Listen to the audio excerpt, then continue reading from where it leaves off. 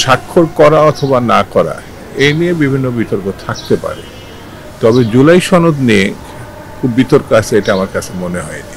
তারা শাপলা প্রত্যাশা করতে পারে বা অন্য কোনো মার্কা প্রত্যাশা, এটা নির্ধারণ করবে নির্বাচন কমিশনের আইন অনুযায়ী।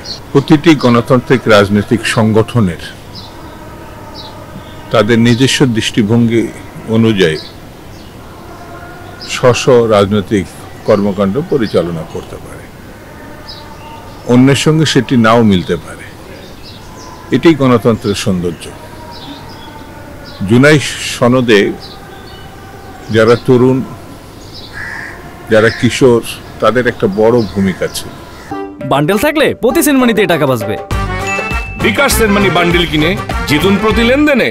সারা দেশবাসী রক্ত দিয়েছে বিরামহীনভাবে 16 বছরে। গুম হয়েছে, খুন হয়েছে, জেল খেটেছে, কিন্তু সমাপ্তি হয়েছে জুলাই এবং আগস্টে। যে কারণে জুলাই অভ্যুত্থান, জুলাই বিপ্লব নানানভাবে দেখে মানুষ।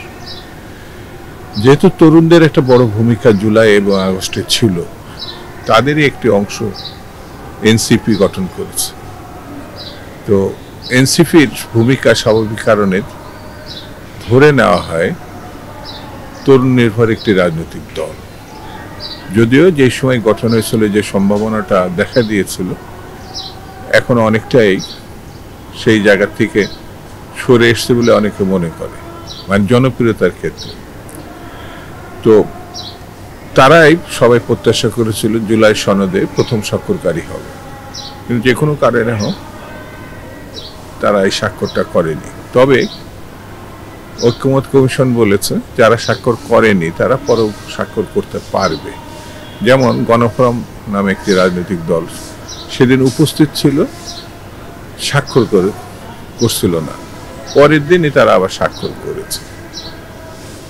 তো স্বাক্ষর করা অথবা না করা এই নিয়ে বিভিন্ন বিতর্ক থাকতে পারে, তবে জুলাই সনদ নিয়ে খুব বিতর্ক আছে এটা আমার কাছে মনে হয়নি পত্রপত্রিকার মধ্য দিয়ে তাদের বক্তব্য। সেই কারণে বিএনপি মনে করে কিছু ত্রুটি বিচ্যুতি থাকলেও জুলাই সনদ অনুযায়ী আগামী দিনে রাষ্ট্র পরিচালিত হবে, নির্বাচন হবে, এটা বিএনপি। কারণ হচ্ছে এই জুলাই সনদকে অনুমোদন করবে আগামী পার্লামেন্ট। তো প্রধান দল হিসাবে আমি মনে করি বিএনপি যখন এটা অ্যাকসেপ্ট করছে, এমনকি জামাতও অ্যাকসেপ্ট করছে, অন্যান্য রাজনৈতিক দলও করেছে, একটা সময় এনসিপিও এটা গ্রহণ করবে আনুষ্ঠানিকভাবে, মানে স্বাক্ষর করে। এটা আমার প্রত্যাশা।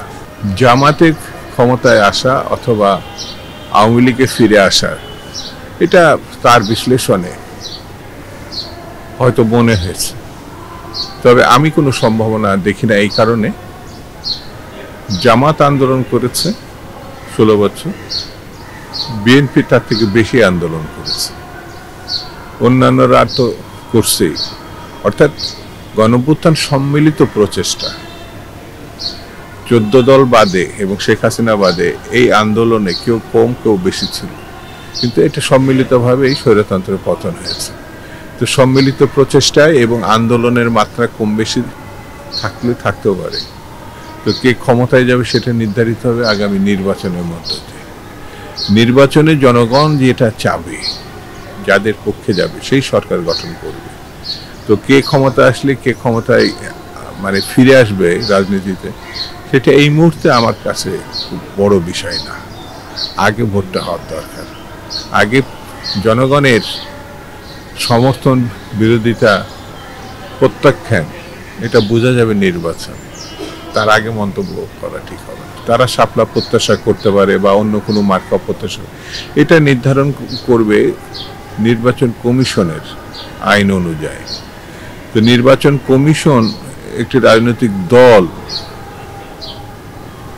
তারা তাদের পছন্দের কথা বলতে পারে, কিন্তু সেটা আইনের মধ্যে আছে কিনা নির্বাচন কমিশন সেটা বিবেচনায় রেখে সিদ্ধান্ত নেবে। আর একটি মার্কা দিনে দিনে জনপ্রিয় হয় অথবা প্রত্যাখ্যাত হয়। একটি মার্কায় সবকিছু নির্ধারণ করেছে, সবকিছু হয়েছে, অতীতে তা দেখা যায়নি। কিন্তু এনসিপি যেহেতু তারা প্রত্যাশা করেছে, এটা আইনগত দিক থেকেই আমার মনে হয় নির্বাচন কমিশনই সিদ্ধান্ত নেবে। এটা নিয়ে ওই যে হুমকির কথা বলছে, আন্দোলন করা বলছে, তারা বলতে পারে রাজনৈতিকভাবে, তারা বলতে পারে, কিন্তু কতটা একটা নির্বাচনের প্রতীক নেয় আন্দোলন হবে, কিভাবে হবে, সেটা আগামী দিন মানে রাস্তার দিকে তাকালে বোঝা যাবে। এখন নাই বা বললাম।